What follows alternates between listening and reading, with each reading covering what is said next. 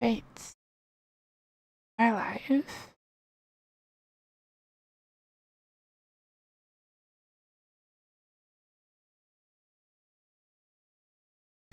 Love women? How much sleep did you get? Enough. I got enough. I need to unmute the game.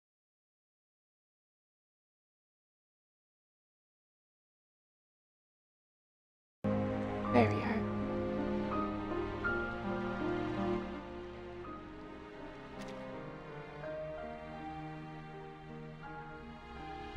It'll be 7 or 8 hours.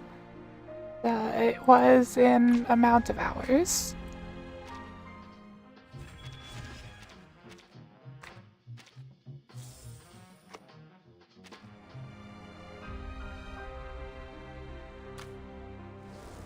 But 4 hours is considered enough.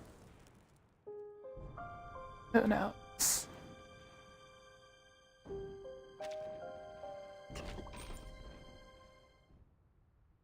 Oh, lots.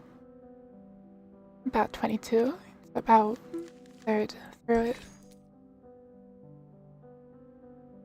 Death of the young. Both life and death are equally insignificant.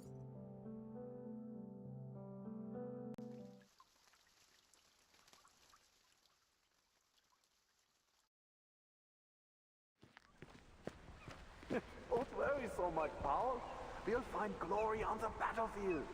No man can stop us as long as we stick together.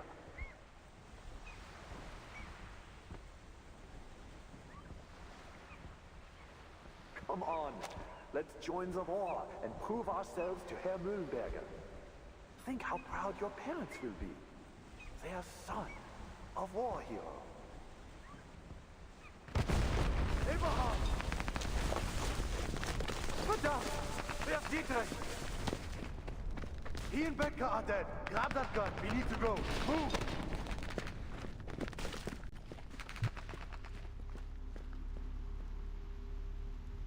Do you think we'll win, Paul? I don't know, mein Freund. I think I just want to go home. Dietrich, Bertke, and Elvin. What did they die for if we just give up?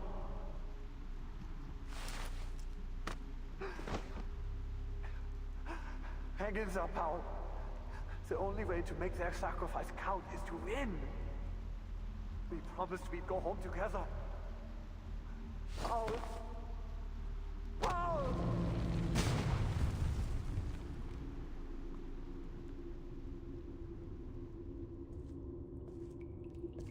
Major, the past is in the past. You can't change anything by letting yourself be overcome by sorrow. Sure, nothing bad would happen. Don't forget that victory is the only thing that matters, and we can give it to you. Give it to me. How? I'll make you a true hero. One without fear or hesitation.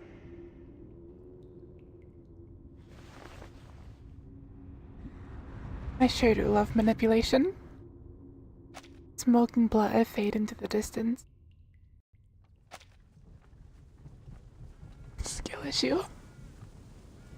Eberhard lies on a wooden board, dragged by some unseen force.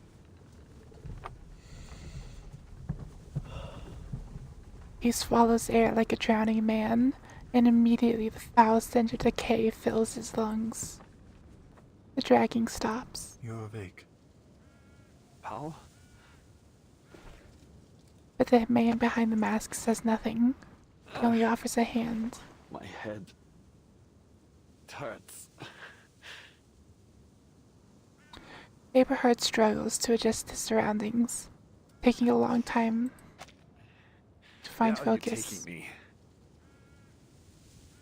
Mon père, the Foundation may have some cure for the spell you have fallen under. No. No.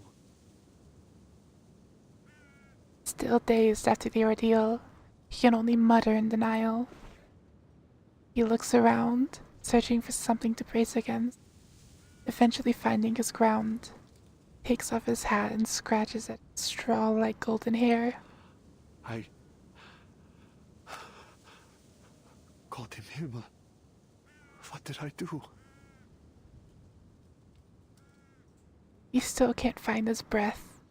Each grasp of air only making the choking sensation worse. That deserter. I ordered Rudolph to pull the trigger, but I was the one who killed him. The other lives. Eri saw to that. He wasn't the only one. So many have died. And I was the one. that Yowie and sent them to Doomteary in their the death. same update. Eberhard lowers his head, holding his gaze at a small patch of soil beneath him. Aaron watches him, adjusting his dark Do cloak. you remember, Paul? There was a poem. Like Goethe. No, Schiller, maybe. Ah. Those days at school feel like a fairy tale now. Herr Mühlenberger asked you and Dietrich to write it out on the blackboard. You two didn't even know where to start. I remember. I thought he was going to snap you both in two. Just a few months later, we were here. Dietrich died that very first day. Do you remember how we cried that night? We thought it would be the saddest day of our lives.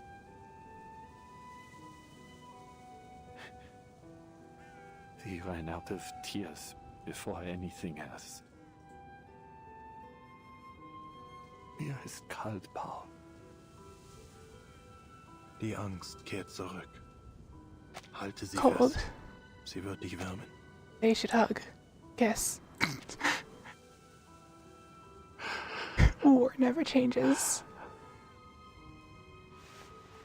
Eberhard clenches his teeth and braces himself. This is the place you found, isn't it? Where Franz was buried. He lies below us. There are so many graves. But I am still alive. Why, Paul? Why am I not lying among them? The living speak of luck. The rest are silent. The answer doesn't satisfy, but the lone survivor cannot find a new question. After a long silence, he speaks again. I wish I could forget it all now.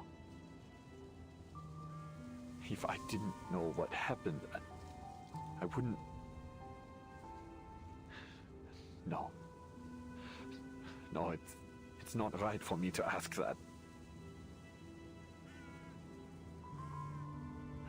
But I'm still alive. Is there anything I can do for them? That isn't a question for the dead. I can't tell you what to do, Eberhard. Eberhard reaches into his coat pocket but finds it empty. He still feels the helpless. You mentioned Manus Vindicte. You remember? What about the Foundation? You talked to them too, right? Do you really think they can stop this war? They pursue peace, but it cannot be found by their efforts alone. He turns from the hill to the woods. Through the thicket and further lies the town of Mompe. Eberhard closes his eyes and waits for his thoughts to settle. Come on. Let's go see Mompe again.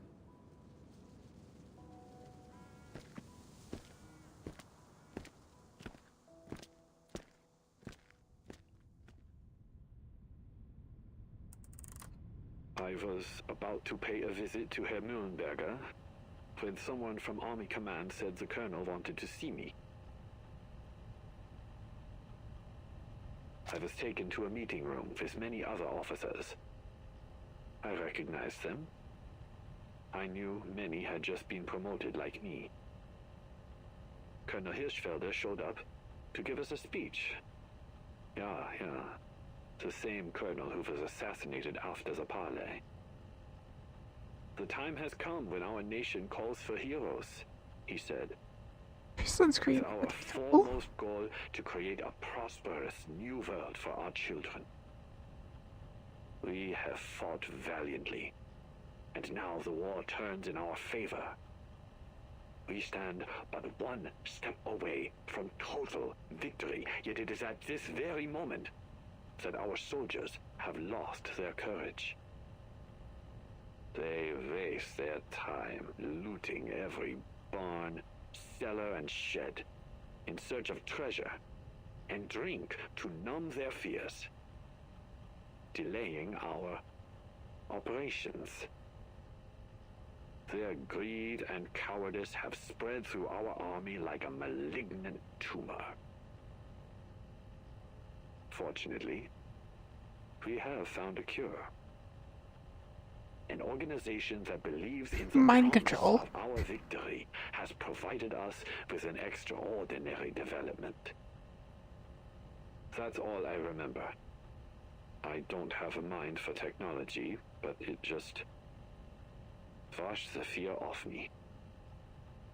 Thinking about it now, we must have been like lab rats to them. As soon as they finished their ritual, we became so sure of our victory that we began yelling and singing as one. We were just fresh-faced boys again, thirsty for a war we'd forgotten. Can't worry about someone overthinking if you make it so they can't think at all. The hiss of static echoes through the spacious room and fades. I think that's enough for now. That was a recording from a German major we encountered in Montpellier. intend to submit a report with full details, including his entire statement and an explanation for our inquiries.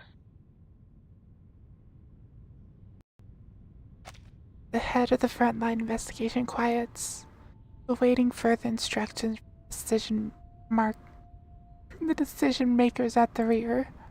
Manus Vindicta is moving quicker than any of us could have imagined. But none of this makes sense. Petra has returned from the front, still shaken from the assassination attempt. If they came to this era at the same time as we did, how could they have already infiltrated the military higher-ups in such a short time? Because they probably have in the past. We've already theorized that The actual Arcana past. may now possess the power to rewrite history. Which means going forward, any records from history as we once knew it will be unreliable for estimating their strengths.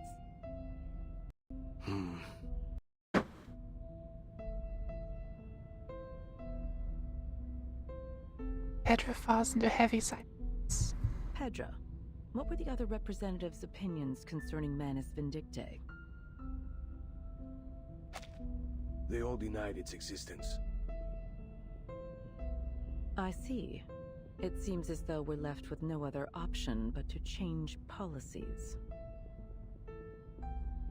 No, we can't resort to such radical measures. The Dove's representative states his position in advance. The Foundation risks alienating any potential allies if we act too aggressively now. This war will not be the end of our fight. We will need to rely on their cooperation in the future. I mean, That requires trust and a sense of security. if the Manus gets their way, there won't be much of a future. Developments, I have some news to report.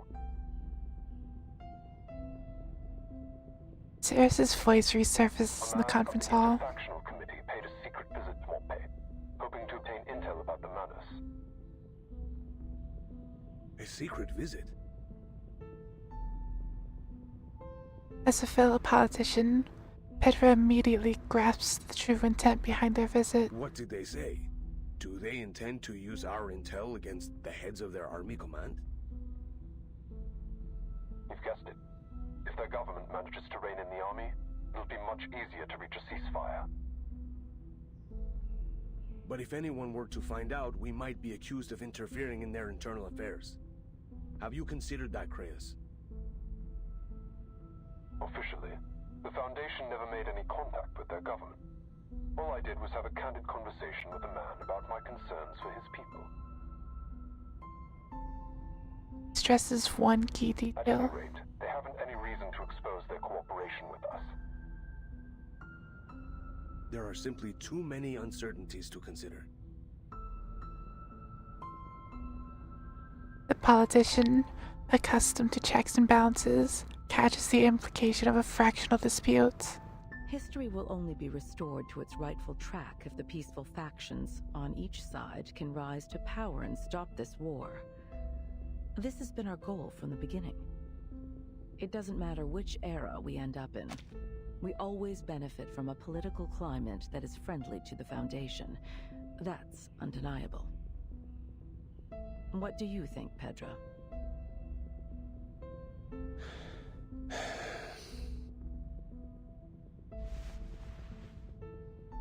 He removes his glasses and rubs his eyes. I might be able to persuade some of the other committee members to support this proposal. If we're certain of this course of action, then we'll have to provide intel to those seeking peace, in all governments involved. Good. No faction should put their own goals above those of the Foundation's. We'll need more to verify that Major's statement. Send investigators to search other regions and report everything they see. Creus, continue your investigation. Follow every possible lead. Understood. We'll dig up whatever they have buried.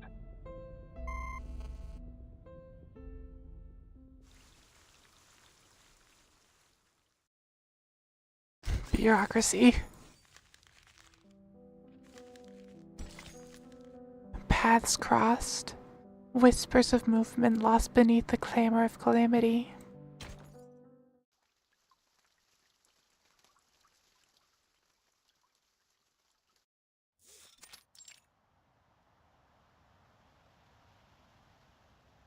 Night falls and creatures stir.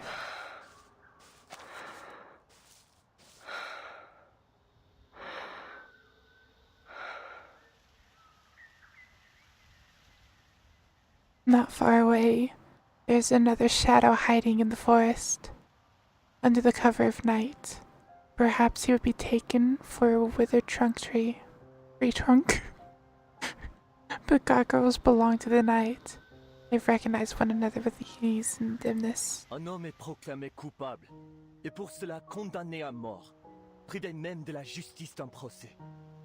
Son exécution est survenue telle en vent, le réduisant au silence avant qu'il ait pu prononcer un mot de repentir. Et c'est cela que tu appelles la justice? Leave me be, Ladislas. She shrugs the heavy question off. Hast thou reflected on thine actions? Meeting eye for eye and tooth for tooth. Is it justice or vengeance still? Do you think so little of me that I would call it justice, even were it not so? Blame me then, cousin. Damn and condemn me. I care not. Never would I damn thee, cousin. For it is thy soul for which I am most concerned. I fear it doth wither with every act of malice. You'll be Hearken fine. and listen well. Dost thou forget the nature of our unholy ancestry? We are the kin of demons. 1,000 years hence, and their malevolence yet floweth thickened in our veins. And their whispers pricketh still our ears in the silence. That sounds like a lot of pressure to put on Then yourself. answer me this question, dear cousin. You stand before the scales of a balance. On one pan, the lives of 10 men, and on the other, 100. If you had the power to shift its weight to save the money, would you?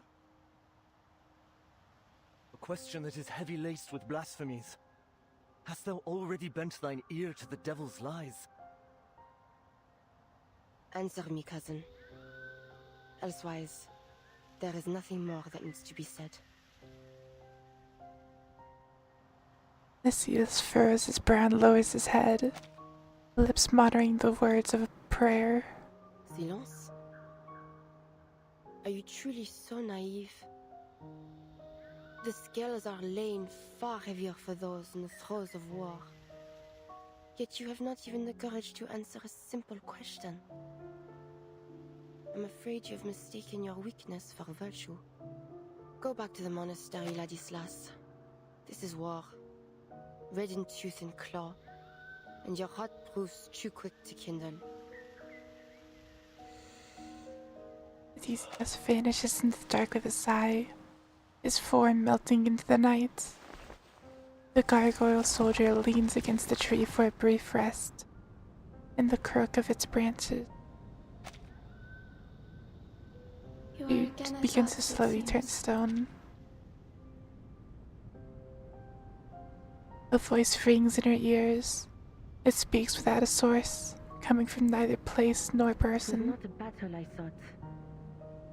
Our cousin is more learned than either of we two, but he lacks in courage compared to thee, most daring of us all. I do not deny his learnedness, but there are neither letters nor prose that might aid my mission. Thou burnest too short a wick, and the flames of perdition rise to meet thee. I fear for thee, Marie, that thou go forth to a battle that will consume thee, whether in defeat or in triumph. Marcel, Antoine, and Yvonne, they once promised to return as thou didst. Yet they fell all the same, each after the last. Yvonne was taken before she had even tasted battle.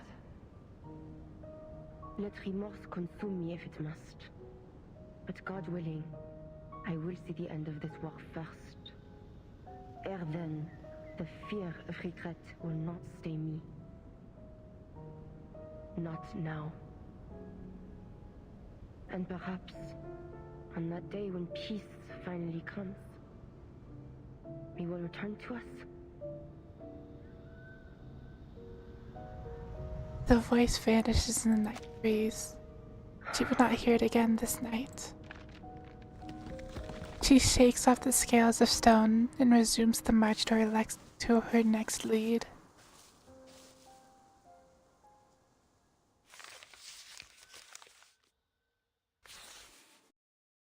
Pervin lays out a local strategic map over the table. Cyrus picks up a handful of bullets, placing the first on Major Montpey. Brown was able to recall some of the locations that may have been used by the Menace. His coordinates aren't what anyone would call precise, so we'd best start searching ASAP. Chester, you'll take the forest. Casper will be expecting you on the edge. One bullet stands upright. On it. A spark marked this forest. Camilla, Lee, you'll search from here and move along the river. We'll get it done, sir. Each new order is marked by another round placed upright on the table.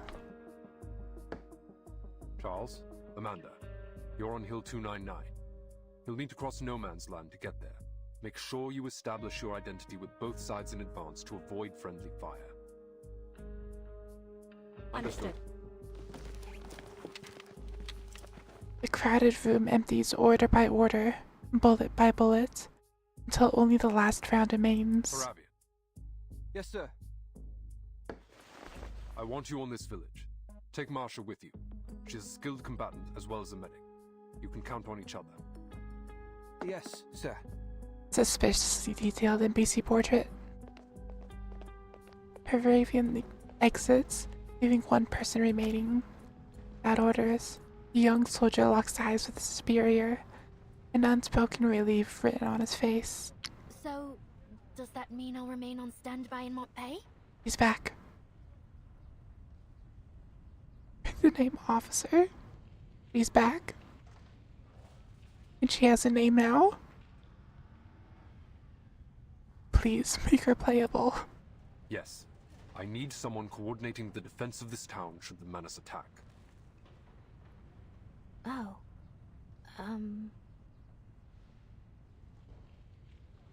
Relief turns into dread.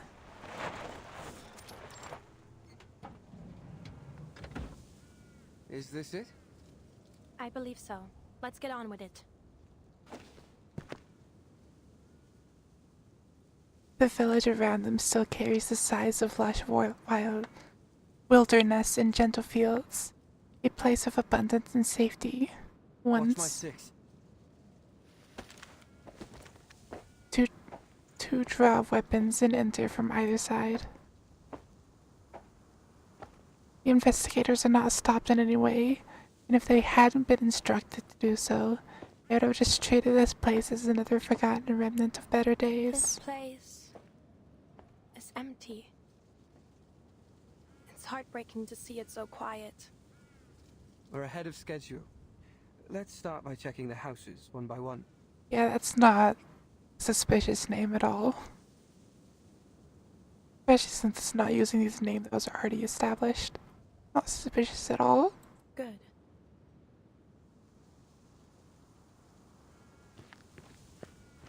Find anything? Only some letters I can't read. I guess they didn't have time to post them before they left. There were some small arms in the basement. All of them older models and rusty. The ammo was damp. Marcia holds her gaze on an empty warehouse. This place had to have been looted more than a few times. The only valuables left are the ones too heavy to move. So basically there's nothing here. What do the Menace want it for? She shakes her head in frustration. I was rushed through the investigator training before being sent to Montpey. It's possible I missed something. The young man tries to console her, but his smile is stiff. Don't worry, you're doing fine. Mr. Creyas always says training is no match for experience. Blackbird is a prime example. I mean, Meryl. You met her back in Montpey. She's been through all the training the Foundation could throw at her, but she still isn't ready for the battlefield. I probably shouldn't say, but she nearly went mental during the Antarctic operation. I don't blame her. The battlefield is crueler than ordinary people can imagine. A few weeks of military training just isn't enough. Vivian follows the topic. Broaches a question he's long been holding back. So, what's your deal? I know you came from some order with special arcane training. You can freeze your fear and pain, emotional stuff during battle until you feel safe. I only skimmed through the briefing. Is that right? It's more complicated than that. But I'm not sure I'd like to get into it now. Yeah, sure.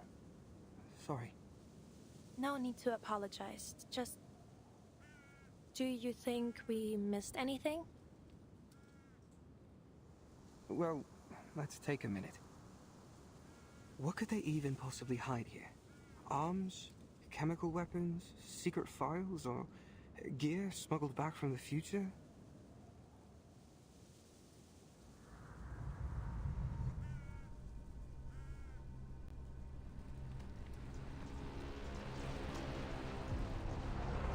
I don't know much about management dictate or the future. This is sudden earth-splitting pop, followed by a thundering explosion of rocks splattered across her armor. Armored vehicle, 200 meters northwest of the village. Take cover!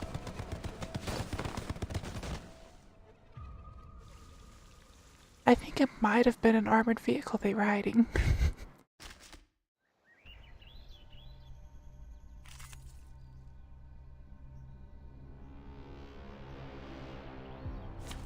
And I can just auto this. Oh, I got it now.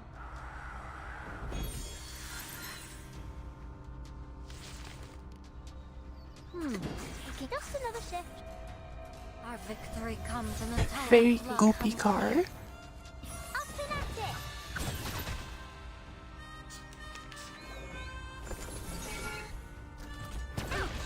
Rotten luck. Man is tank. And well, I'm just another shift. Though it may come with pain. Get out with you. Rise and shine. Now I really should have left for Tutu and not dying. Agreed. Picking up Oh, this is about to just spontaneously combust. Very well. Face the truth. Higher than the bell tower, and deep in the clouds.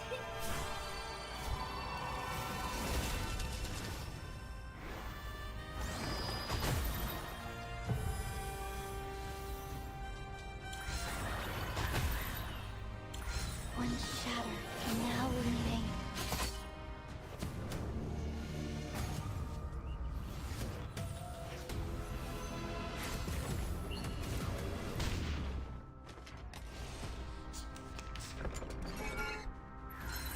I hope sensing their thought taking a peek inside. I mean, I'll be fine for this, but I do really need to remember for next battle to actually put my healer to be healed, to be able to heal. Though it may come with pain. Battles have little meaning, save for the prizes to be won.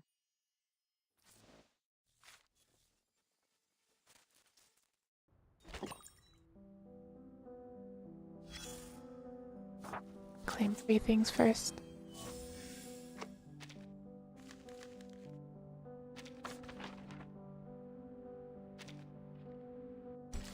Devil's work. Sounds both gentle and harsh. The whispering wind and rustling grass.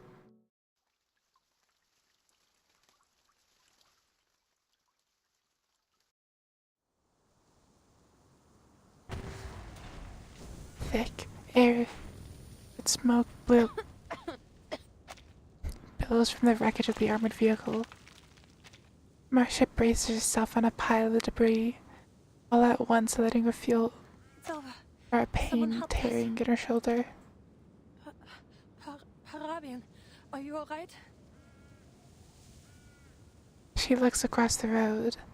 Just ahead, the young man is pinned under a heavy beam. You're bleeding. I can get myself out. Peruvian strains with all his strength, but can't move the timber an inch. We're all clear. Let me help you. Don't fuss over me. It's just a bit of wood. You need to stay put. Your head and shoulder are bleeding. What? Am I hurt? Marcia staggers to her feet. I'm feeling faint. She reaches for the top of her head. You're right. I'm bleeding profusely from several wounds. That's what I get for suppressing all my pain. Also, just a little shrapnel. Nothing too serious. Treat your wounds first, Marsha. Understood. Why is his portrait blacked out now? She leans back on a pile of fallen bricks, her head swaying until it slumps. I'll be alright. I just need a little rest.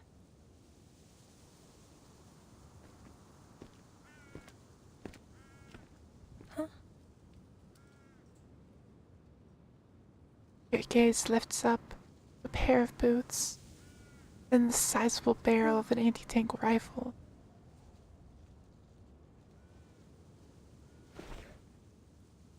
He looks up. You, again. He struggles to her feet. Sit. Her legs buckle, leaving her braced up against the debris. You saved us. Thank you. What brought you here? Collecting intel on Manus Vindictae. Have you no reckoning on the danger in this place? Marcia shakes her head. Imbecile. You might well have breathed your last in that battle. Let go! Huh? Who's out there? Nell turns, spotting a figure emerging from the armored vehicle's smoking shell. Go! You're gonna get me killed! At his feet lies a wounded soldier in the same black uniform. No. Sterling, please!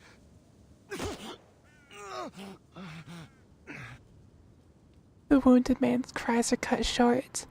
Sterling turns two manic, bloodshot eyes toward the advancing sniper. Kill issue.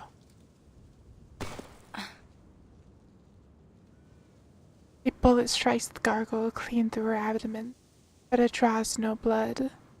Instead, tips of stony debris falls out from the wound. You goddamn monster! The man's eyes go wider still as he turns to flee. He does not give chase. She walks to Pervy and lifts the beam from his body. Thanks. Who are you? Are you with the Foundation? The young man finds his answer in her grim and stony face. Stay here and tend to your comrade. I will tend to our enemies.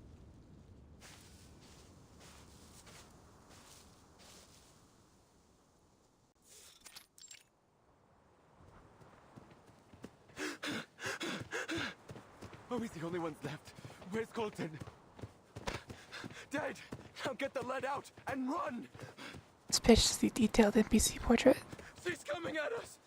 She's coming! Shoot her, Eugen! Shoot her! That worked accidentally before. Where are we running? Look! There's an old mill ahead. We'll regroup there to intercept her. Keep running, you idiot! I see her now. She's there. Die! Skill issue. My hand! Skill issue. An old windmill lies ahead. Refuge in his panicked mind. For the wicked flee, and I pursueth.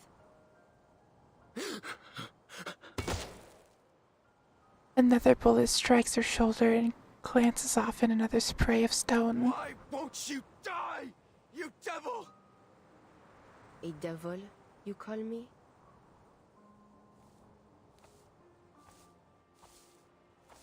What are you, then? What hast thou done? The voice of thy brother's blood crieth unto me from the ground. You who discord between nations and plot schemes for the undoing of man. Who then is your master? He steps closer. For if you do the devil's work, are you not a devil like me? J'ai pitié de vous. Repent and you may yet find mercy in the judgment of the Lord. And now art thou cursed from the earth. What the hell do you want? Back off! Sterling, isn't it? You need not fear me. You still have time. Which hath opened her mouth to receive thy brother's blood from thy hand. Repent and you may yet be saved. Speak. What are you talking about? What do you want from me? When thou tillest the ground, it shall not henceforth yield unto thee her strength.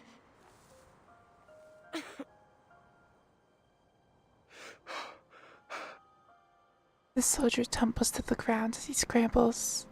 He launches into a desperate prayer. Answer me. For what purpose does Manus Vindicte drive the world to war and ruin? Mother of Resurrection. The guiding one.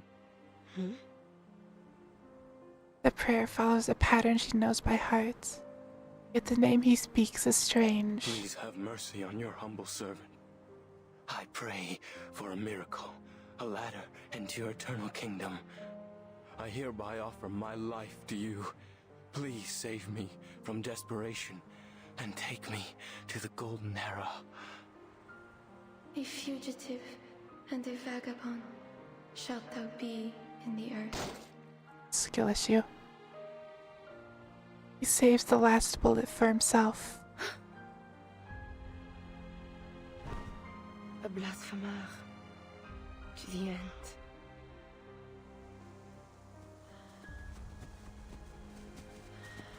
Miss Sentinel? Miss Sentinel!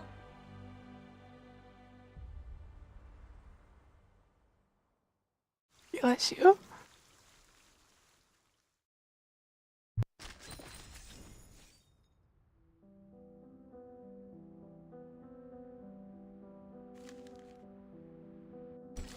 Wounds and scars. No one can make sense of why this war drags on.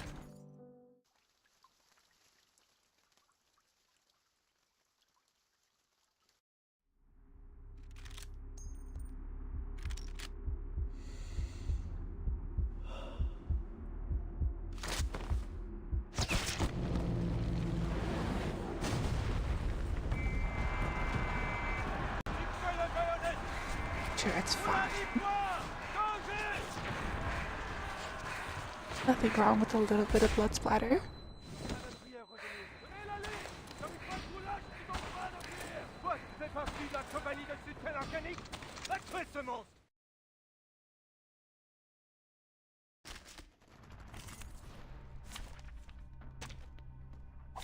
Je prierai pour vous.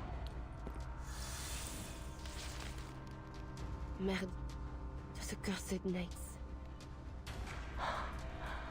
Just a straight up night. Calm yourself, Marianne. Steady your breathing. You need not panic. This will not be the end of you. My sight shall unveil the hidden. I have seen to the heart of you. An entire mace. A short hit. Now is the time for repentance. Probably turn auto. Target locks down. The Actually enemies play of the game peace for shall be once. stamped out. A short hit. The enemies of peace shall be stamped out. Never mind. A worthy victory. But the fight is far from over.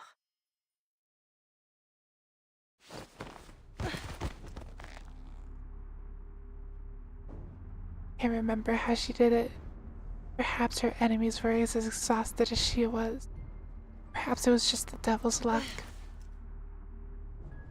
Struggling, fighting, purely by instinct, she holds her heavy armored foe at bay. Time crawls to a standstill. Her bayonet is stopped mere centimeters from her foe's throat by two armored fists. Dost thou recall when once, in our youth, we fought over an apple tree?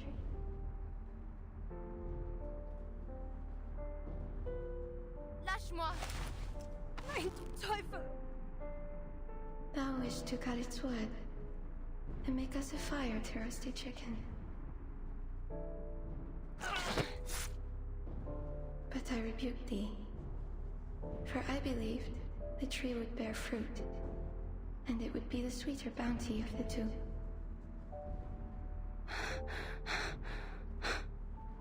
Thou didst find a bush with overripened berries and hurled them at me, crying that they should serve as my supper, while the chicken would be for thee alone.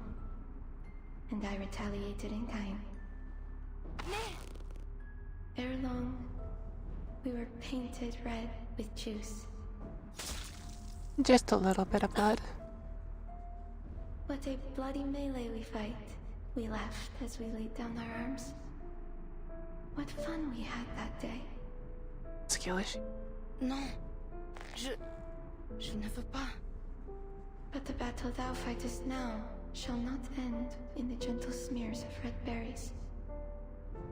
What drives humanity to war? Could it be so different from what drove us to it beneath that apple tree?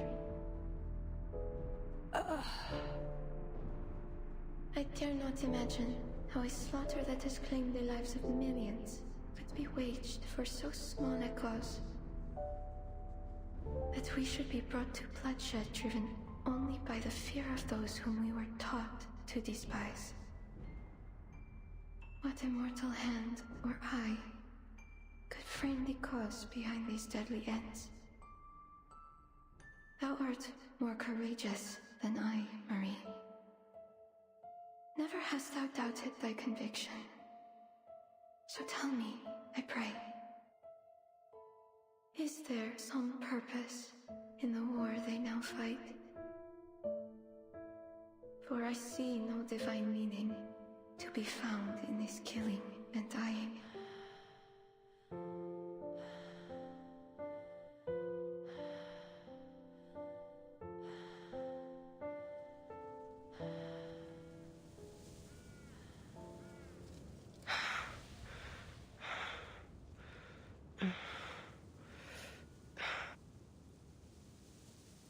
Small caliber rounds pose no real threat to a rocky exterior, but that does little to reduce the pain.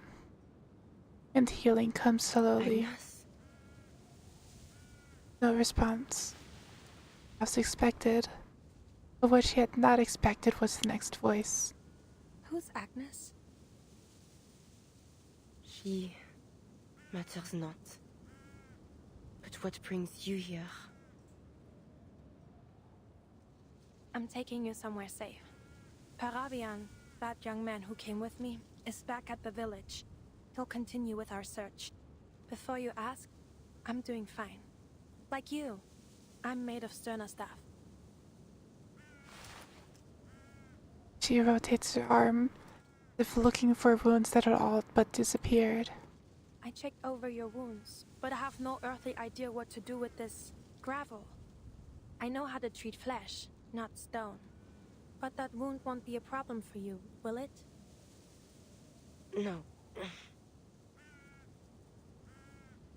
Physical pain is bearable, but the lingering echoes of her nightmare cause her to grit her teeth. Were you dreaming? Seemed like a nightmare. Just a little bit of PT.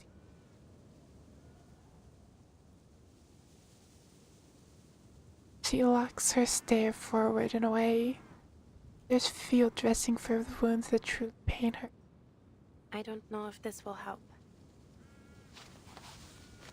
She removes her gloves. It's a brisk and tender motion, revealing the slashing cuts across her palm. Could it be? Are you... I am. But that battle is long over. You and I are no longer enemies. The howls of their deadly mate still rings. It was a senseless fight. I hurt you. It wasn't your fault. In fact, I thank you for it. They thought I died fighting you. I used that as my opportunity to leave. For some time after that, I was with an international rescue team. We came under attack by the Manus for our efforts, but the Foundation intervened. Wait, then you remember me? Marcia nods, a gentle, graceful motion, carrying the reassurance of a doctor at her patient's bedside. And you didn't. I was wearing a helmet. But you don't have a face one forgets. Marianne. Oh, that's your name. Marie-Anne. It's lovely. She repeats it, stressing the syllables as if to remember it. Tell me then, what do you know about Manus Vindictae? They are a secret organization open to only pure-blooded arcanists.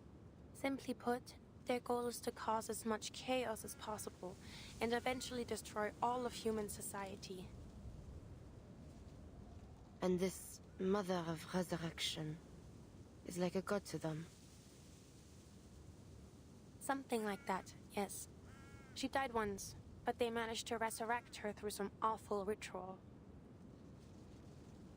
A resurrected madwoman?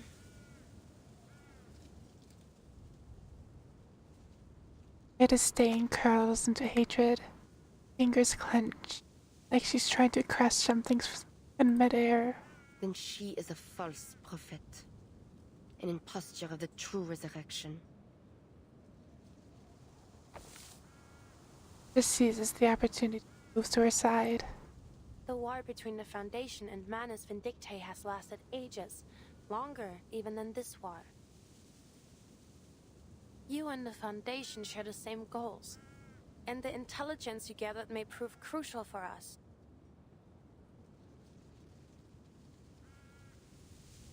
If you would be willing to share it, we may be able to reach a truce sooner. So please, mull it over. Sentinel bows her head, giving her rifle a rough once-over. She wipes away some of the blood and dirt, cakes the receiver, then one by one slots new rounds into its magazine. My search into Manus Vindictae began at the turn of 1918. Their documents, personal belongings, letters.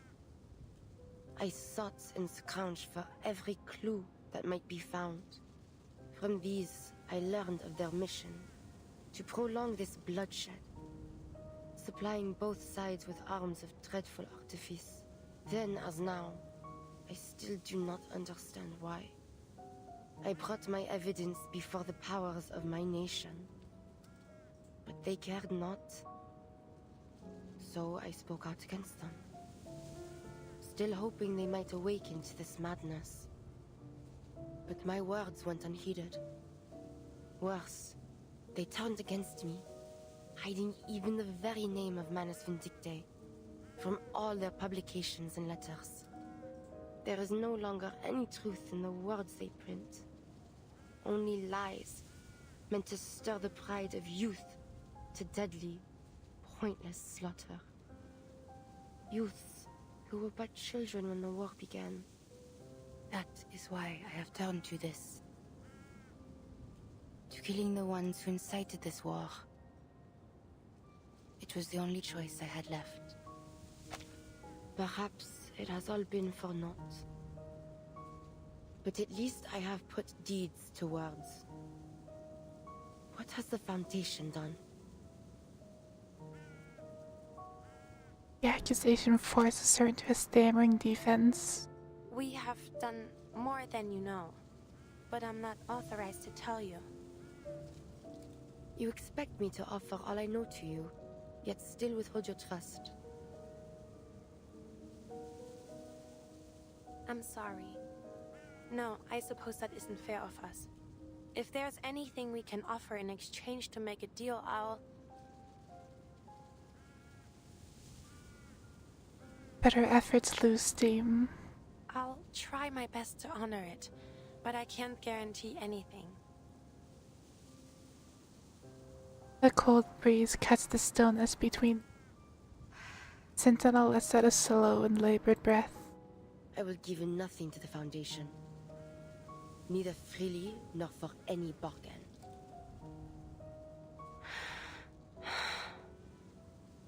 But you, Marchand, you have my trust.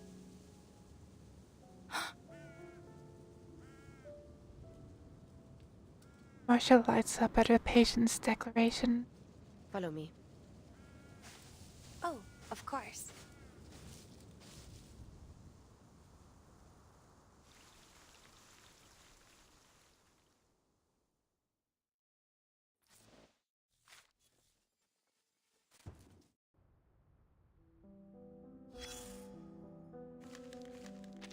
Let's claim all this real. Ooh, gonna be a while to the next battle. Battle stage, presumably. A fractured sanctuary. Legends say those stone statues come to life at night. Horses in the background, if you squint closely. The horses are just Arcana. An armored vehicle? The driver was a Manus. They're not just supplying the war anymore. There's a pause between the Hawks, where the Hawks leader speaks at the receiver. What do you think that means, Chris? Both sides are gathered in the same room. Reports from the front lines. Kreyas lets out a soft, rueful chuckle, though he does not let it betray the seriousness of his words. Huh. That the Manus have decided to build themselves an army. That seems likely. In that case, we must prepare immediately for a response. Xeno's main force is still at the Eastern Front. They won't be able to reinforce us if anything happens here. The Foundation will need an army of its own. That's completely irresponsible. The calm voice cuts to the speculation. It will only increase the tension on this front, and it directly violates our peace policy. Manus Vindicte takes in only pure-blooded arcanists. That doesn't make for a large recruitment pool. It won't be much of an army, really. I mean, not really. They do kind of brainwash a lot of people. Kind of like the entire point of their masks. To say nothing of the fact that they lack the organization or discipline that is needed for a true large-scale military operation. Armies need human leadership. You forgot to take Arcana into consideration, Petra. You don't know what she can do to her followers with her new power. Whatever the case, we cannot take anything for granted. The Foundation will need the strength to defend itself from future attacks by the Manus. If we act quickly, we may even get ahead of things. I'd like to see what the committee will think of this plan. I hope they'll have a better grasp of the consequences. You're not seeing the board, Petra. The communicator struggles to transmit the two leaders' heated exchange. Cirrus, on the other end, stays quiet, professional, obedient. Before long, the meteor takes over the line. We can't rule out the possibility of a large-scale conflict. However, the committee will maintain its peace policy until we have reliable evidence. And if the worst happens? Then we'll do what we must to survive, even if that means igniting a worldwide war. There is already a worldwide war going on. We have arrived.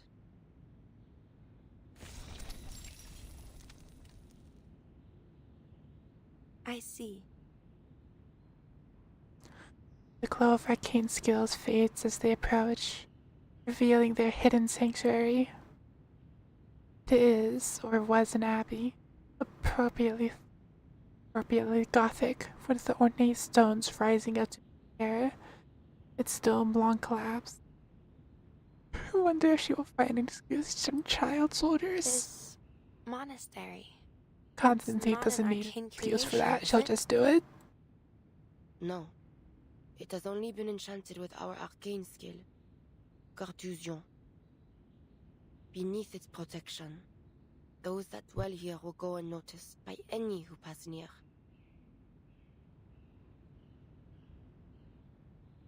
A gargoyle dressed in Freyr's robes walks barefoot on the grass. He looks up from his book. Greetings, I'm Marcia, investigator of the St. Pablo Foundation. The Freyr nods, offering a smile soft and friendly, then extends a finger and presses it to his lips. Oh, I see. Have you made a vow of silence? Sound of breaking rocks drives her eyes away. Huh? Beneath a broken, narrow window, a stone statue of a woman begins to stir, surface softening into flesh. Her face is marked with twisted sorrow as she walks towards Sentinel with an exaggerated grin. Marie, mon petit chou, the rest return to us again. But oh, child, thou needs rest. She just pulls Marianne into a tight embrace and plants a series of deep kisses on her cheeks. And all endures the affection with as much grit as she did the bullets. And this is a friend?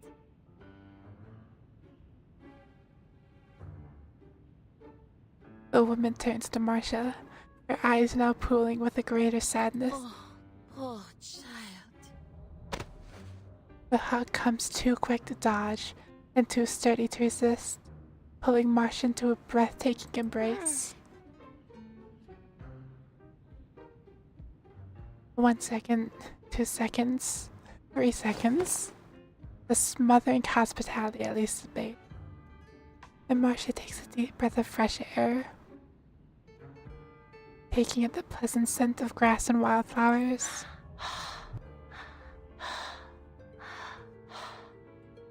Our Marie has never been tireless in her toils. 'Tis a shame that she never permits us to aid her. Am I truly too aged to be of service? Oh, but perhaps my age has eclipsed my wisdom, for I have thus far been an unwelcoming host. Allow me to brew you some tea.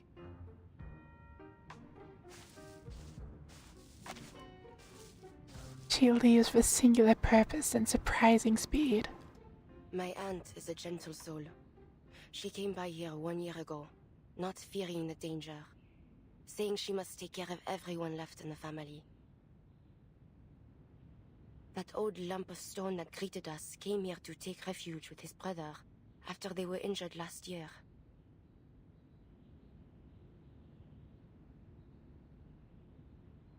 She hangs her head with resignation. Only a small number of my kind dwell here. Many of us remain divided by the war. Enjoy my aunt's hospitality. I shall go now to collect what you seek. I'll be here then. Hold on. She lets herself relax a moment, before noticing the stone-faced gargoyle that looked down at her from a dozen perches. A thought crawls under her skin. Bonjour?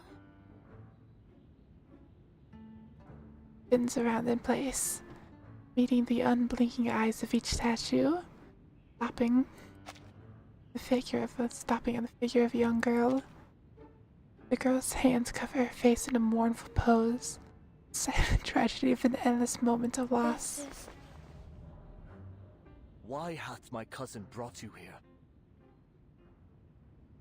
The voice calls out behind her, rigid and almost rude. A tall, gaunt monk stands in the courtyard. You are not one of us.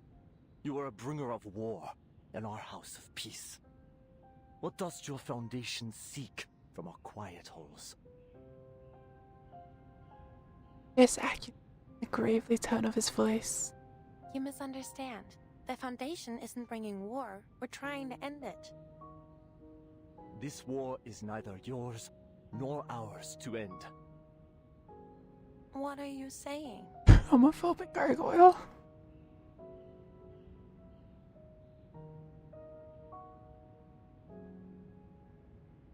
Small silence, as if debating whether his next words are worth the effort. His face contorts with an exaggeration of self-righteousness.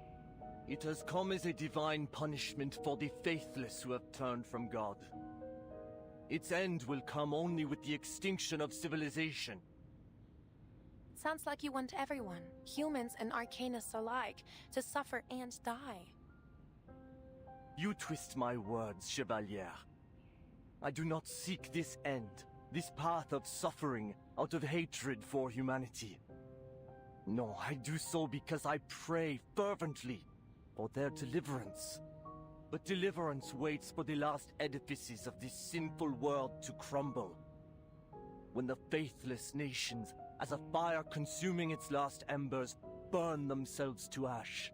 Soon, the artifices of modernity, their factories of war and death, will crumble, as Babel before them had, their lies of advancement and revolution dying with them.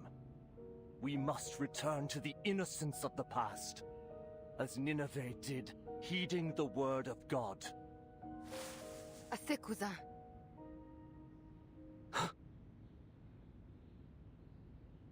The rebuke breaks his rhythm.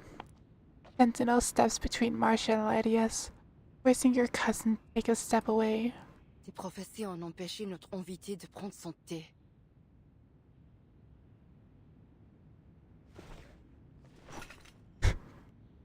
Sentinel turns and hands Marcia a very heavy canvas military bag. Are you able to lift it? No problem. I can handle it. Lydius watches the exchange with abject curiosity. Marianne, n'est-elle pas issue de la fondation que tu dis dépourvue de volonté pour mettre fin à cette guerre? Quel effort vain poursuis-tu donc à présent? C'est une amie, Ladislas. Je lui accorde la liberté de venir et partir ici comme elle veut. Mais elle n'est pas... C'est mon droit de le faire, n'est-ce pas? Oui. Backbone. He lowers his head without protest. Sentinel turns from her kin back to Marcia, who has now taken several steps away. You will find here all that I've collected since 1918. Most useful to you may be a list of those in each military who have made contact with the Manus. Take them from here to your foundation, and make of them what you will. I hope they will serve you better than they did me. I will. Thank you. Marcia seems more than eager to retreat. Aunt Madeline stands at the foot of a stone pillar, key in hand, and nods in self-reapproach. Drop 2,000 on a new PC. Should probably look into just replacing parts as you go, rather. That is a lot of money. The courtyard falls still. Thetis breaks the silence with a withering glare. Cousin, why hast thou concerned thyself with the affairs of this sinful world? We are involved now at our peril. Even if this war was, as you believe, a divine punishment, the people have suffered enough. Ont-tu donc souffert? Je ne vois que des cendres et nul sac de pénitence. Almost dead is not dead yet. He motions to the weeping girl tucked in the sanctuary niche. Hast thou learned nothing from our chère Agnes? Leave her out of this. It was she who prophesied this war. He drags up the memory with sharp intention. And whose body turned to stone as it came to pass.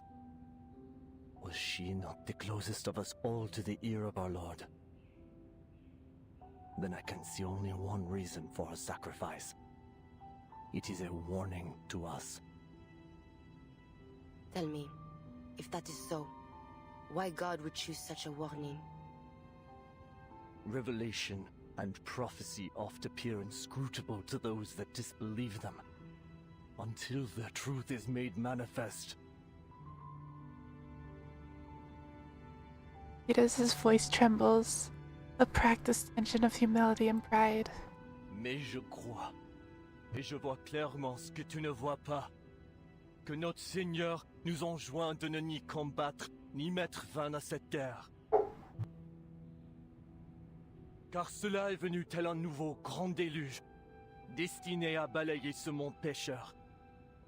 Agnès reviendra à nous lorsque notre innocence passée sera retrouvée et reconstruite à partir de leur ruine. Mais la foi doit être préservée si elle doit être reconstruite. Et c'est la base encombrante aux fidèles, à nous, les gargouilles. Je t'en prie. Écoute mes paroles, cousine. Dépose ton épée de vengeance. Ne réponds pas aux démons qui murmurent dans ton sang. Et ne souille pas davantage. He lets his words cling to his lips with solemn weight.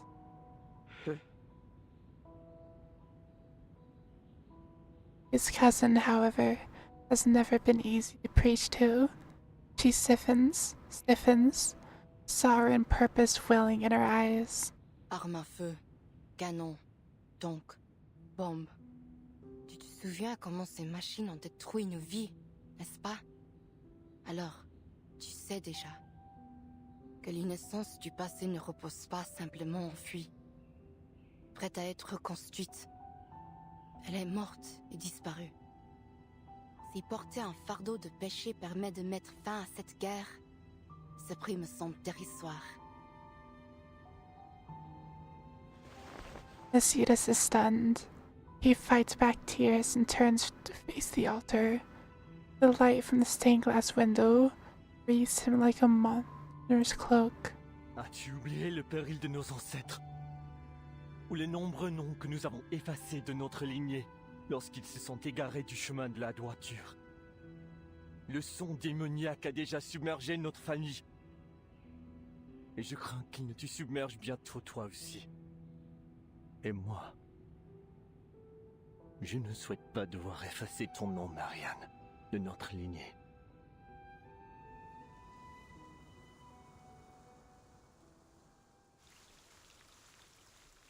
I'm sure I'll be fine.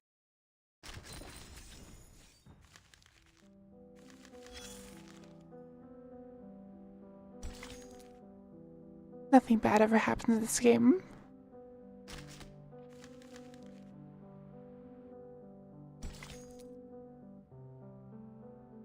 Concessions for peace. Could any treasure on earth possibly fill the void our losses have left?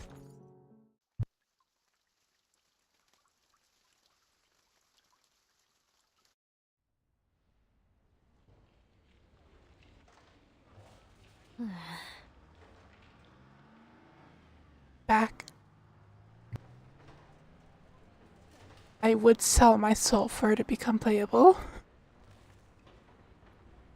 The bored and idle remnant of squad 12 carries out her as yet tedious orders. She stops by a window, squinting inside.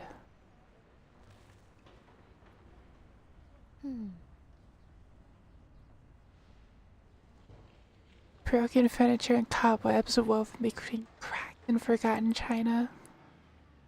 A uniquely shaped counter-arcana monitoring device disrupts the decaying scene. Clearly, no one's bothered to do any cleanup then. Opens the window and leans in, her mask blocking out the sudden puff of dust. Following her officer's direction, she pulls out a transparent strip of cloth and places it by the device.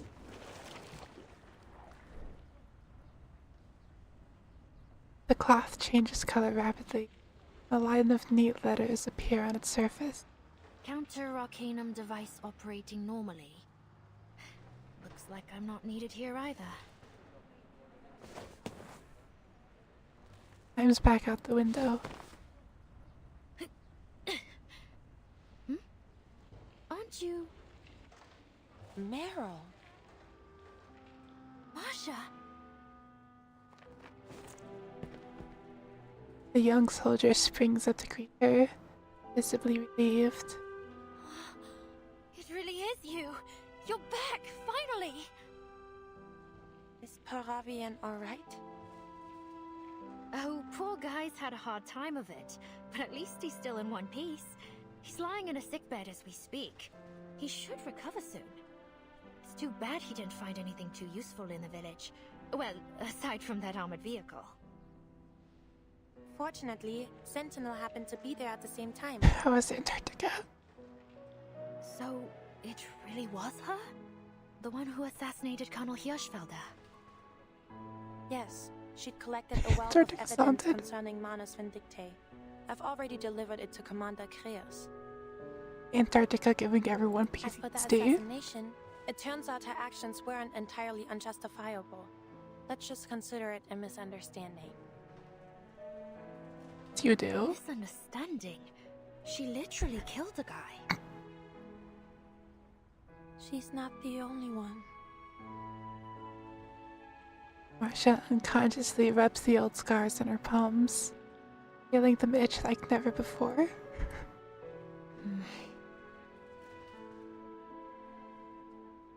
Mayo presses her lips together, creating a twisted crease in her mask. Well,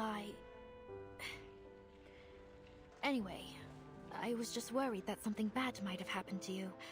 Like what happened to... To whom? Charles and Amanda. We haven't heard from them in over 4 hours now. They were They'll be dispatched to fine. investigate Hill 299, correct? Has any help been sent their way? Commander Creus sent some men to look for them. Hopefully, we'll hear some good news soon. Most of the other teams have finished their investigations. A few of them are already in the safe zone, actually. Apparently, they found a lot of useful info. So, we won't have to head back out again, right? Mayo watches Marcia carefully, as if waiting for her to confirm something. The front's getting shelled to hell and back. I mean, chances are we'll...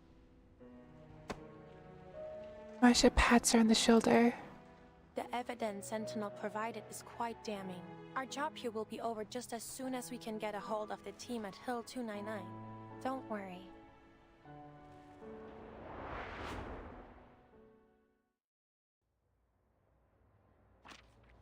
Copies of the evidence Marcia submitted have been spread across the table.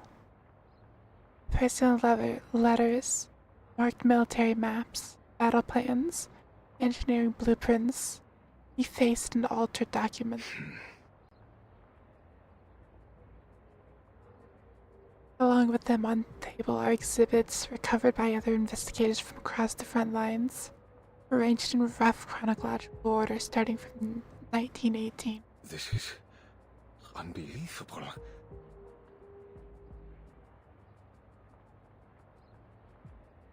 He stares at the pile, the sheer flood of information overwhelming him. These documents, the evidence is undeniable. Every one of those absurd conspiracy theories was true. The 1918 peace negotiations really were sabotaged by Manus Vindictae. The nations on both sides of this war have been under the deception of an invisible enemy. It is no wonder that even the victors of the 1919 offensive gained no real advantage. My God, to think Manus Vindictae has been sharing Now we know war who to blame. secrets with both Number sides one. to ensure neither can win this war. It's always the Manus. That they have used our commanders as tools for their massacre. It is nigh on unimaginable. He looks up with sudden realization. This does not simply concern one nation. These documents could topple nearly all of Europe's military leaders.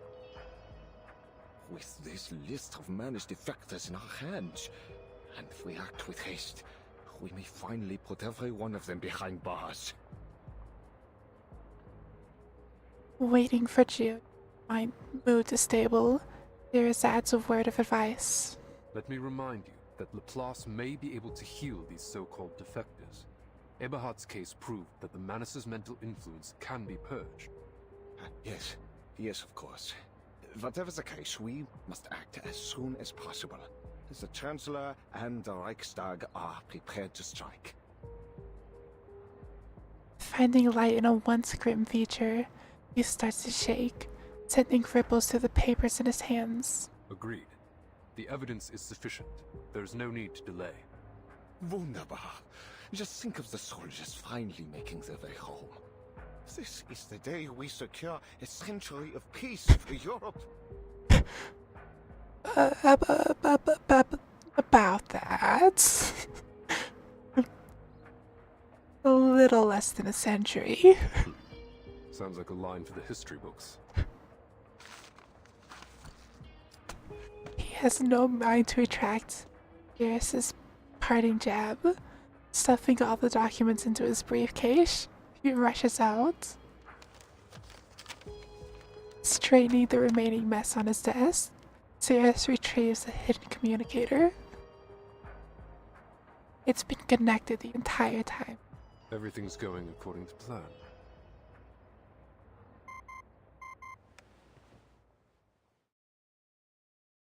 Good. The other teams have shared the same intelligence with the pacifist political leaders in their respective regions. All the Foundation has to do now Foundation members looking degenerate. Do you know?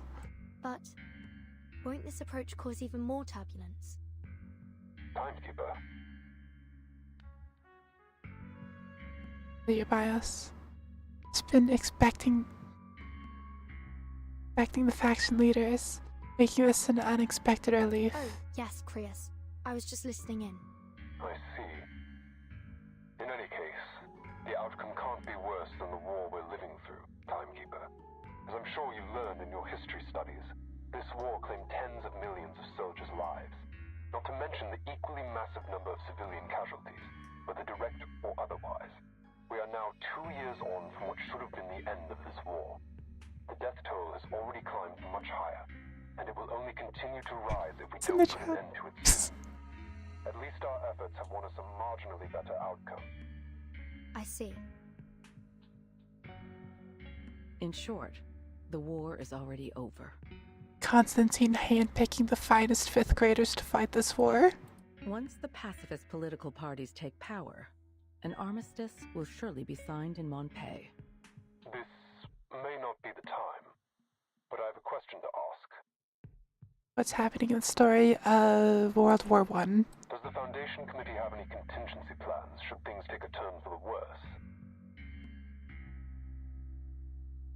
The silence in the room confirms the suspicions of the voice on the other end. Did you notice something suspicious? The former Vigil's office fishes out as many suspicious details from his memories as he can. About Hirschfelder's assassination. Do you remember a certain detail from Marshall's report? Specifically Canadians throwing food grenades. Not yet, at least. You think his death to be the spark of a reignited war, but even if I had stayed my hand from him, your plans would have been for naught.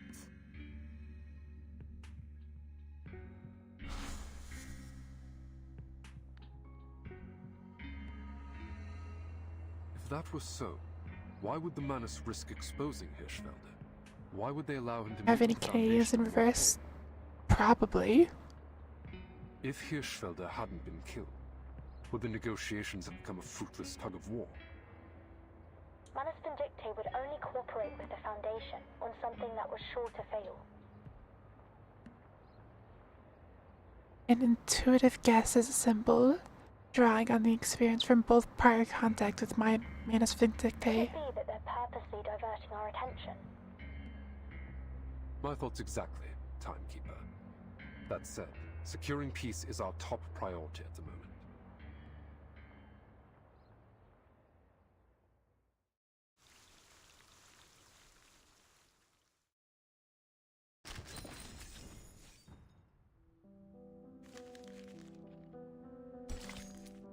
£2 of sugar. Horse. The horses are there.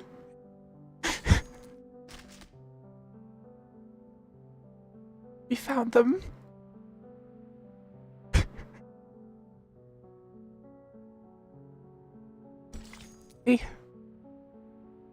£2 of sugar. So long, hungry rats.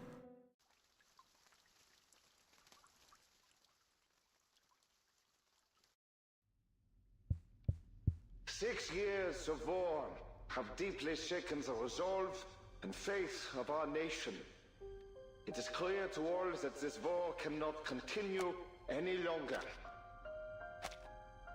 Afraid of the loss of power that peace may bring to them, leaders across Europe elected to collaborate with the evil cult Manus Vindictae, sacrificing countless young lives in meaningless carnage. Most governments kind of do that. Carnage is precisely what Manus Vindictae desires. Unseen by all, their wicked influence has long wormed its way into the leadership of every warring nation. But worry not, the conspiracy has been thwarted. Every treasonous general has been arrested and will soon face a fair court-martial. The heroes who bled for the fatherland are finally returning home, but we will welcome them with smiles on our faces and gratitude in our hearts.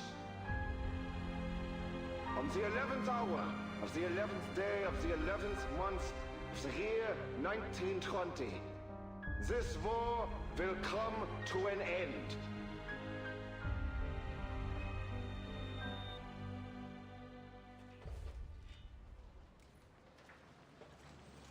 Weeks have passed since the assassination, and desolate streets of Pompeii have sprung to life again. Delegates from the belligerent nations gather on opposite sides of the road. Soft bowler hats and ties decorate the event, mixed with occasional peaked caps and hair. Though now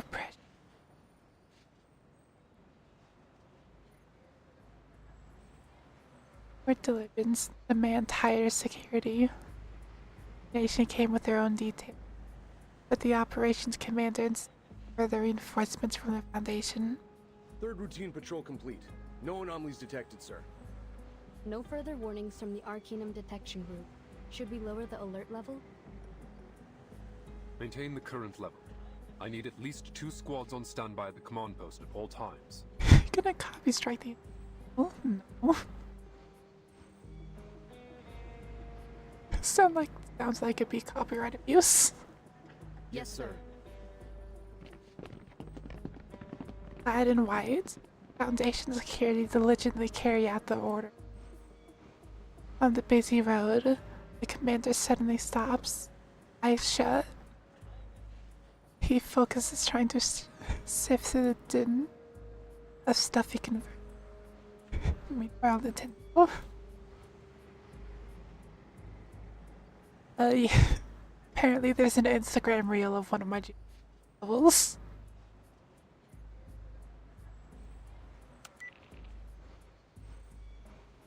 He activates his communicator. The line sparks to life instantly. Any response from Charles and Amanda? Negative. They've been silent since they reached Hill 299. It's like we're calling into the abyss. They're probably dead. Chances are they got snuffed out by the Manus.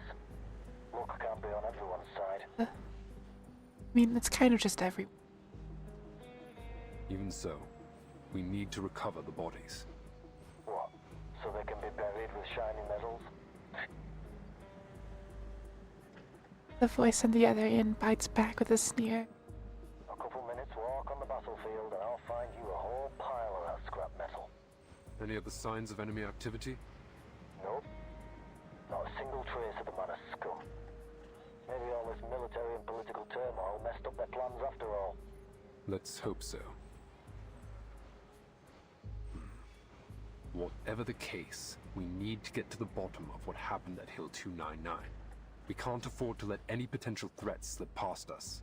And does Instagram Reels still have the reputation of the short form video that you're most likely to find is just actually someone dying? Already on my way there. How about seeing a psychologist when this is all over, Kratos? Maybe they'll finally cure your Manus Vindictae paranoia. Keep your eyes and ears open. He ends the call.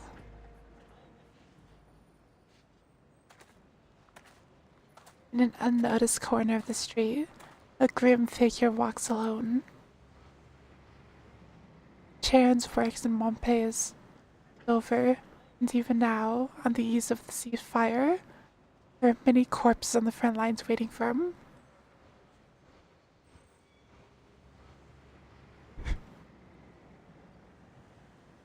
His disjointed thoughts dwell on the horse that once accompanied him. Will Andreas ever return?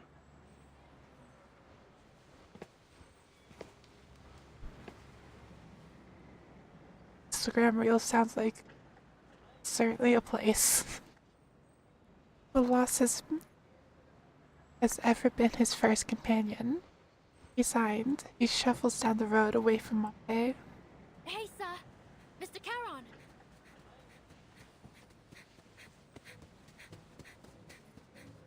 Mayo runs up to him, arriving out of breath. You leaving already? Marsha told me you're heading back to the front.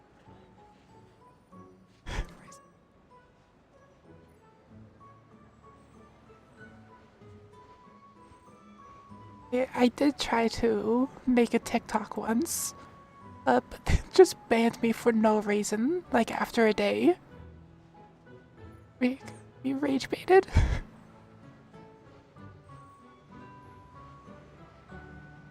She speaks the truth. And you are? Oh, right. You don't know me. But Marsha told me loads about you. You know Marsha, don't you? I mean, to be fair, I wasn't actually using TikTok to watch anything. I was just trying to re-upload shorts.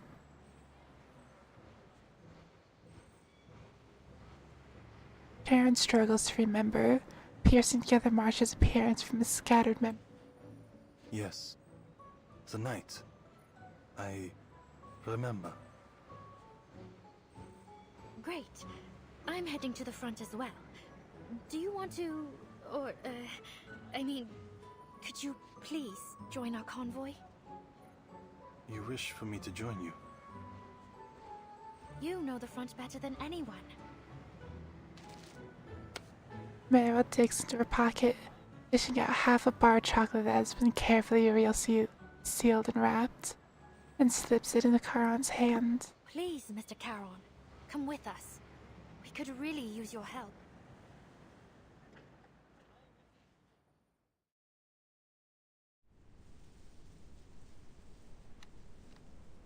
The front is still as death. This quiet feels strange. Halt's Maul, Rudolf. Why, damn it? Soldiers in the trenches gaze up at the empty sky. The ceasefire has not been signed, but all military activity on the front line has been suspended. Yet the soldiers still man their trenches, hoping desperately to go home.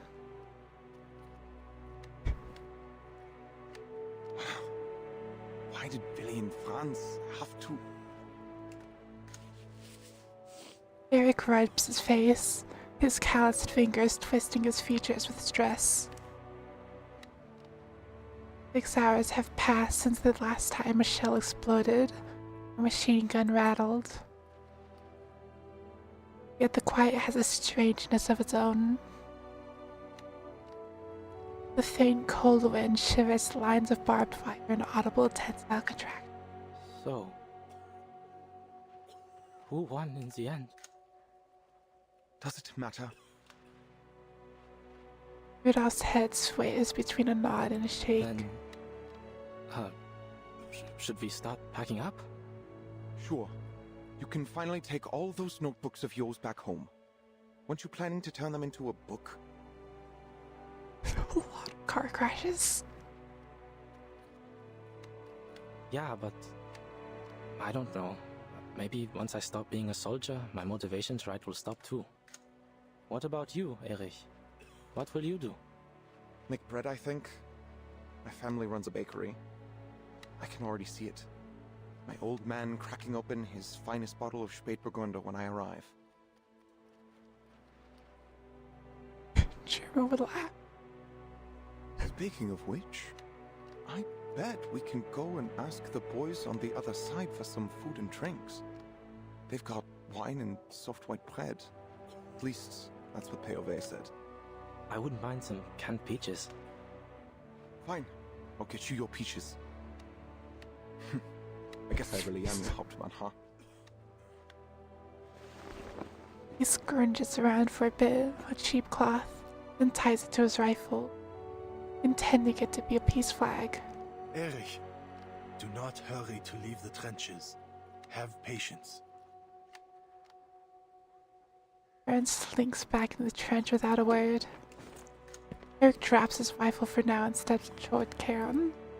Oh, Karon, you're back. Any news? The delegations from various nations have arrived in Montpellier. The armistice will be signed in 48 hours.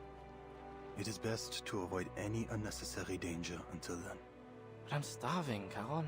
You didn't bring any food, did you? I did. The new voice catches Eric off guard.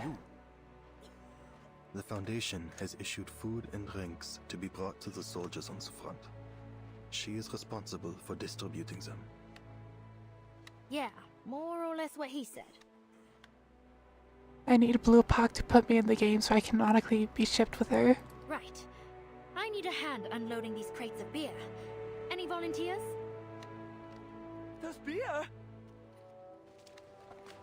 The troops all rise at once, climbing over themselves to get out from the drag dugouts below. In an instant, the trench is packed wall to wall. Hey, easy there. There's plenty to go around. Boys! Boys! You're humiliating yourselves! Get in line and I'll choose a few of you to help out. Eric calls out a few names and turns to Karen. Where's Meyer Braun? He is needed in Montpellier. That's a shame. Ja, he's got a Backpfeifen Gesicht. But, ugh, who cares? The war's over. Forget it. You, and you. Come here and unload the crates for the nice Foundation girl.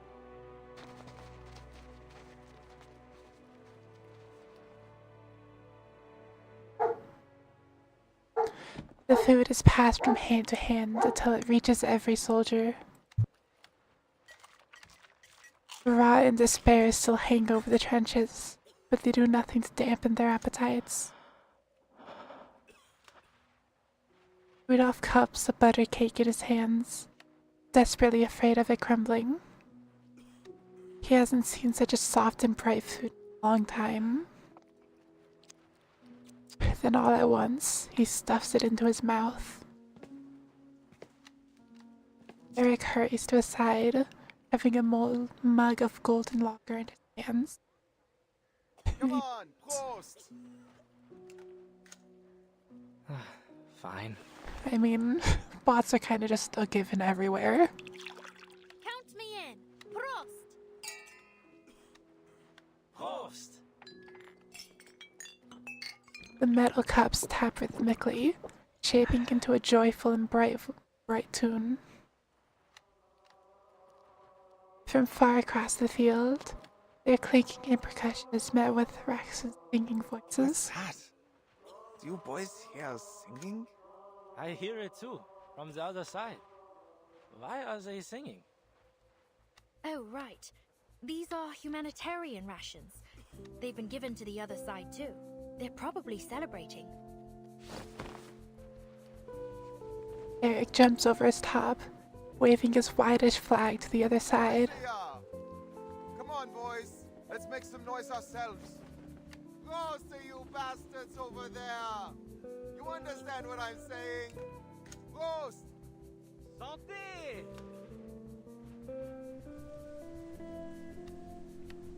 Auf den Frieden! Auf den Frieden!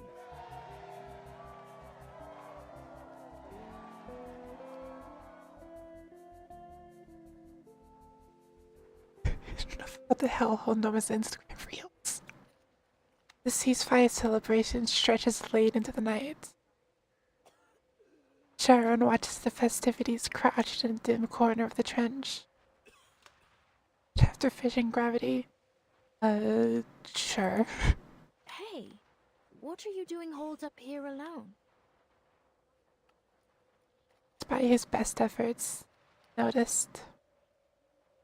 Aaron lifts his head. The presence of the dead is not fitting among such joy. What are you talking about? You fit in perfectly. She waves a can of sausages and a paper-wrapped candy. I mean, I know you don't exactly eat much, but you can still enjoy the taste of the stuff, right? I even know a guy with a fish tank for a head who eats every once in a while. That said, I've never actually seen him do it.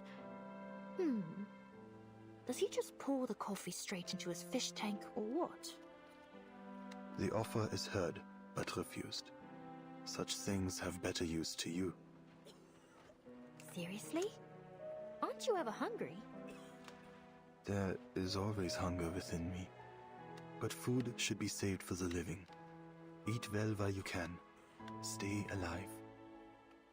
Well, you're not wrong, but I wouldn't exactly put it like that. Come on, take it. Hound's always poking fun at me for eating too much anyway. Hound? Oh, never mind. Just take it, alright? It's not like it's easy to get a decent meal out here on the front. No longer insisting on soliciting Karen's opinion, Miles slips the can into his coat pocket while touching the cold plastic wrapping of the chocolates. Oh, at least try the chocolate in your pocket. It'll melt if you leave it in there much longer anyway. Medpac? Sharon doesn't resist. He nods and slowly rises to his feet. It is time. I left. Alright. I still have some finishing up to do here. Won't be long. Just have to make sure everyone's got their supplies. Where are you heading anyway? If you wait a moment, I can come with you. No. This must be done alone. There is a message. One that must be sent off.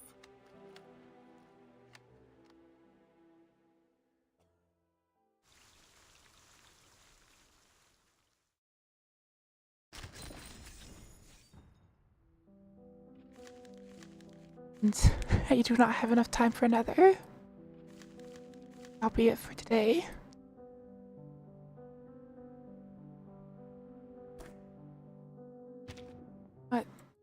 What I can do... Let me just...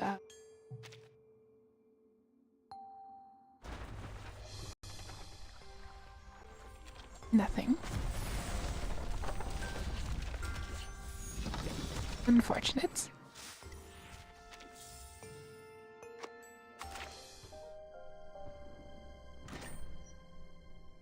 Finish daily stuff. Then end.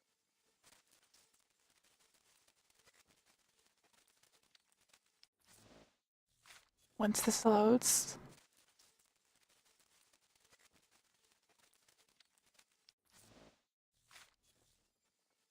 Eventually.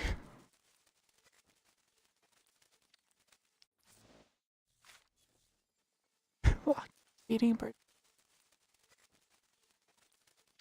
Eventually. On a day that ends with Y.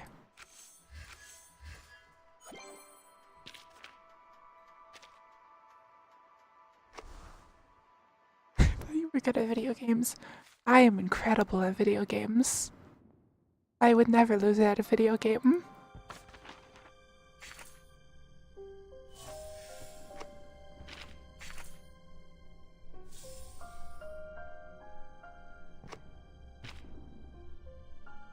And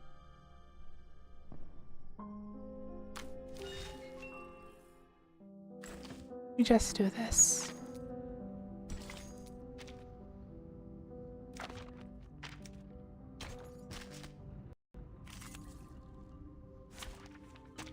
Spend all the stamina. Which of these darlings shall we attend to first? Please, allow me to take spray.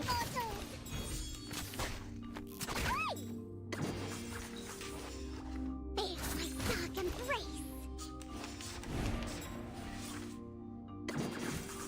Do you have a little faith in me, Master? That was a flop. And one more.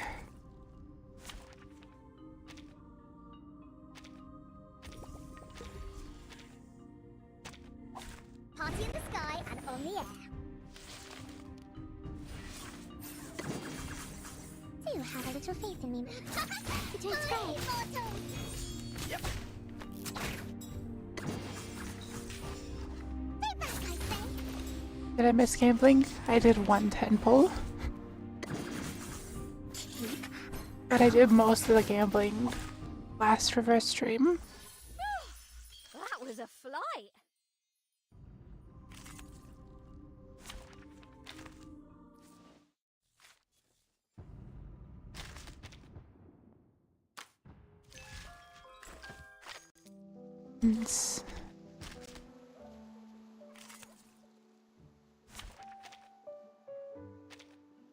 Dailies will be done after this. Able in like a month. Nice. It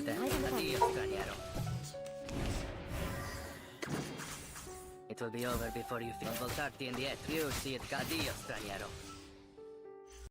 I bring you victory, as promised. Casual 100,000.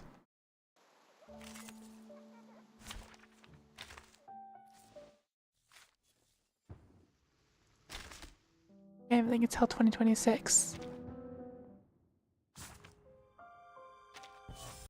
Is a good goal. Daily's done.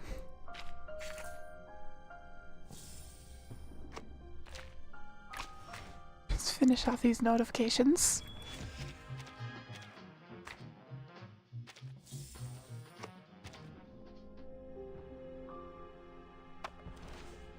So many.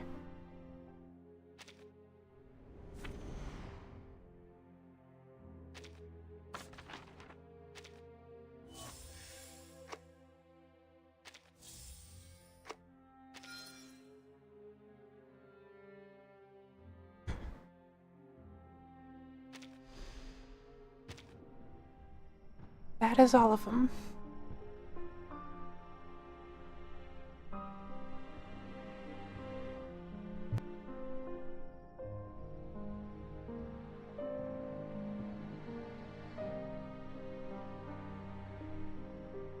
You know what, technically I still have like 6 minutes left to stream. Let me...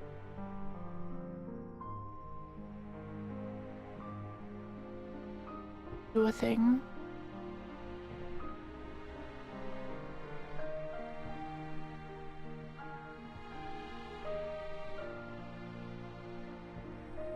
Will this work?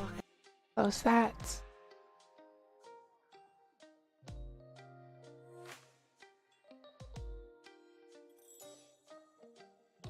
Then wait for the game to not crash.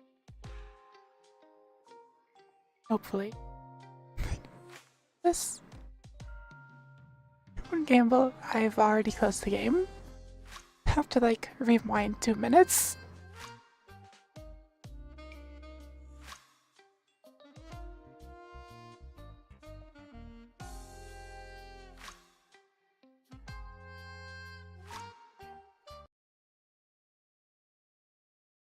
Game has crashed.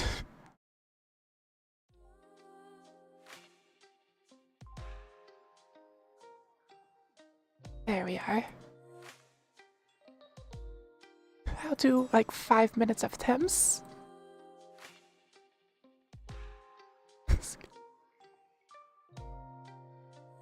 Quite literally out of my control. Game just loves crashing when I open it on stream. Off.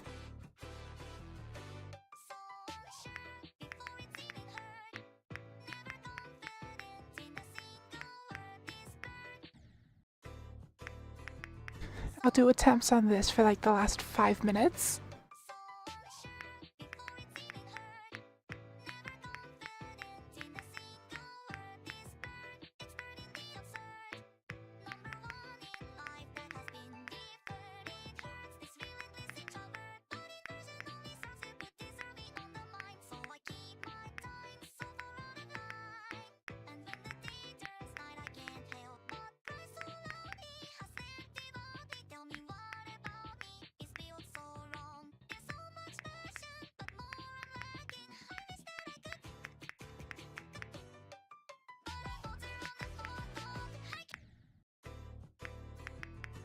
I'm so good at video games.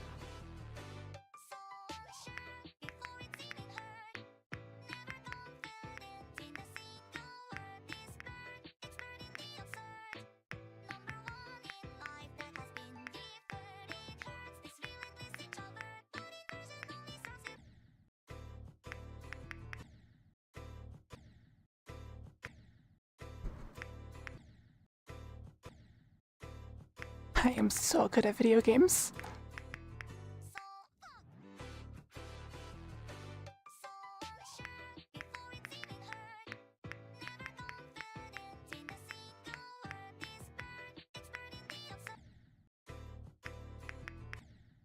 Probably won't get it as I can feel the game being a little laggy.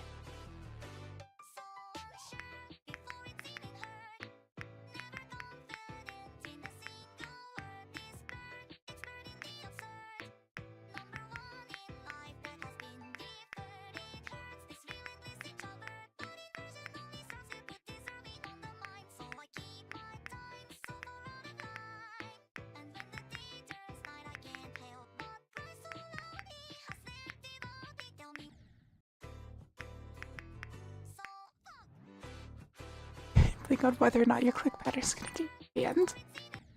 So true.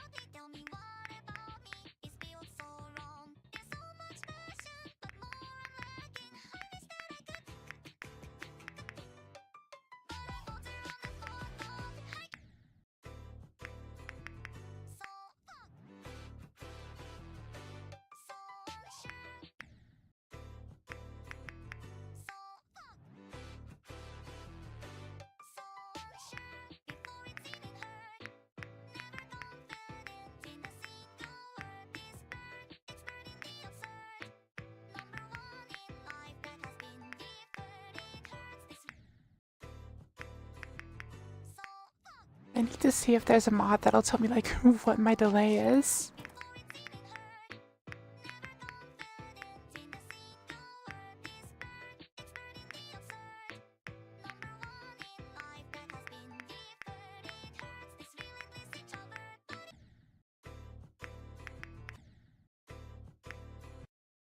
Maybe I should just do that. This is if I do not.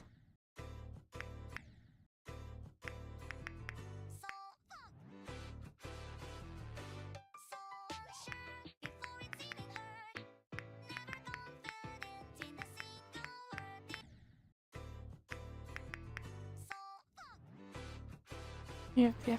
It's delay.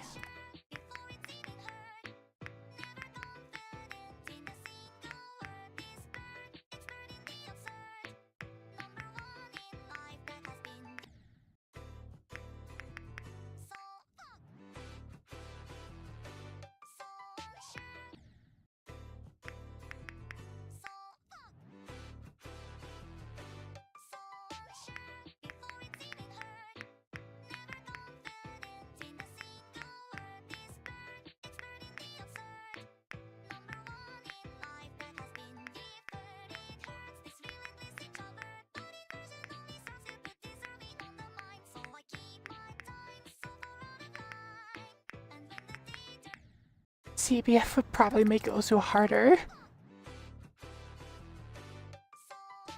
More room. Miss things.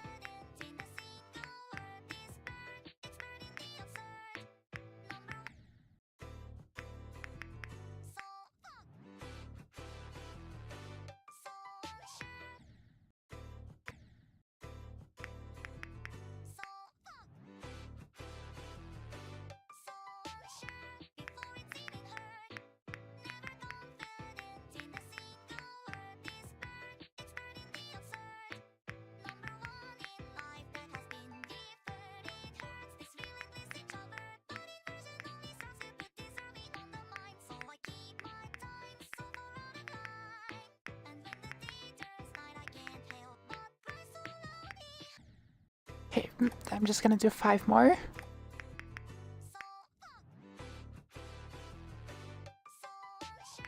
Five more attempts.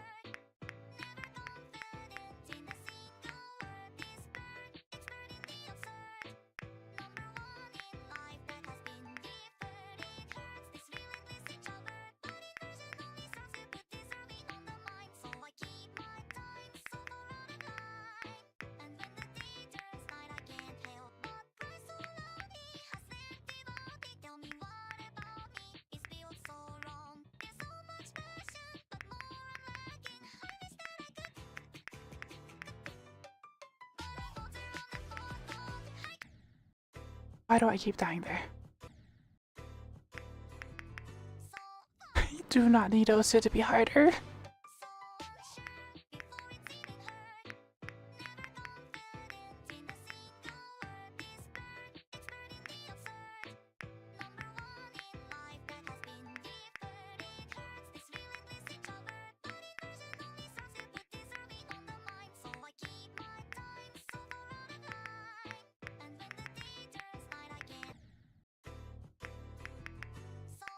Very.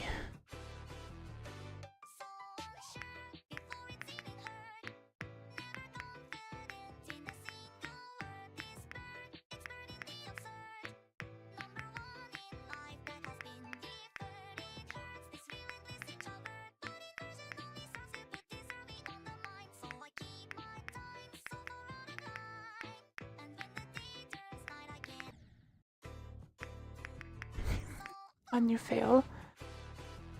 That sounds like hell. Frame perfect Osu.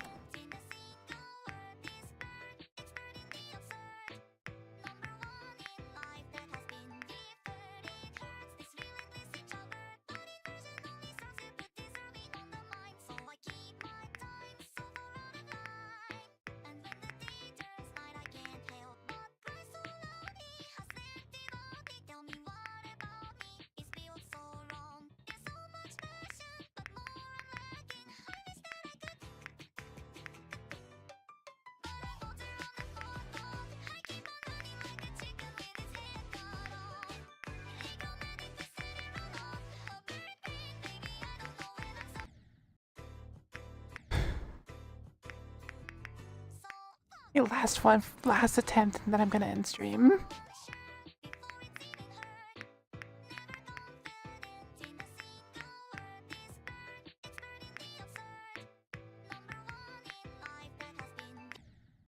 Okay, no, this last one. I want to at least end on a good attempt.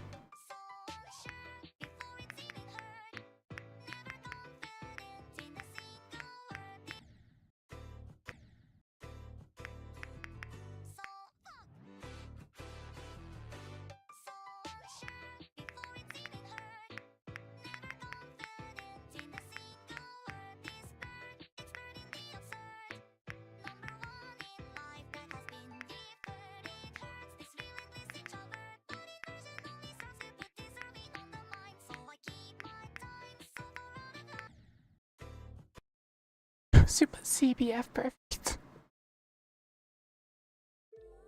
I'm just done.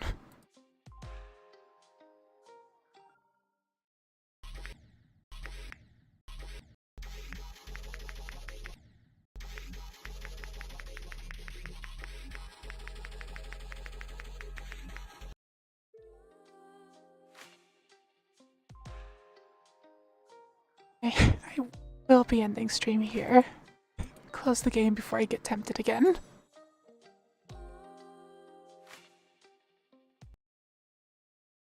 I might stream some more, like Osu or something tomorrow. Something. Osu or Geometry Dash maybe. Maybe. Depends if I stop working on it again. Time.